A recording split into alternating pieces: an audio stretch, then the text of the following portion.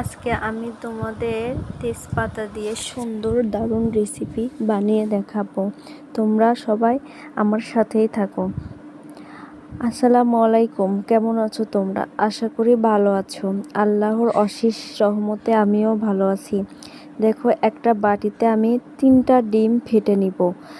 ডিম 3টা ফেটে নেওয়ার পর ডিমগুলো আমি সুন্দরভাবে ফেটিয়ে নিব।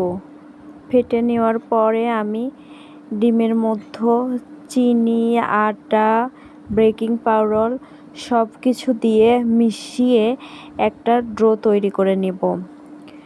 ডো তৈরি করে নেওয়ার পর ডোটা ভালোভাবে মিশাতে হবে, যাতে ডোর মধ্যে কোনো গুটি গুটি ভাব কোনো কিছু না থাকে।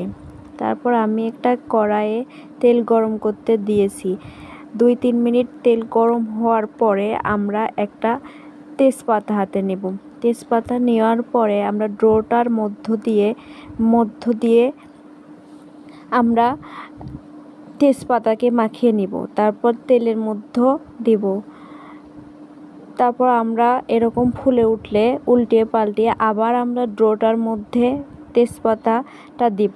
দেওয়ার পরে আমরা আবার তেলের মধ্য দিয়ে ভাজবো। এরকম করে 2-3 বার আমরা ডোটার মধ্যে দিয়ে আমরা এরকম তেলে ভেজে নেব। ভেজে নেওয়ার পরে যার যে কয়টা ইচ্ছা এরকম করে করতে পারো।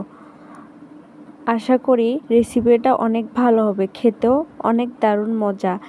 অলরেডি আমাদের হয়ে গেছে।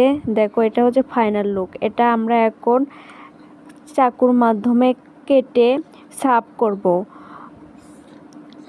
এটা অনেক সুন্দর করে কেটে, মানে যে যেরকম করে আর কি সার্ভ করে, এরকম করে খেতে অনেক স্বাদ লাগে। ফাইনালি আমাদের কাটা হয়ে গেছে। দেখো, ফাইনাল লুক হচ্ছে এটা।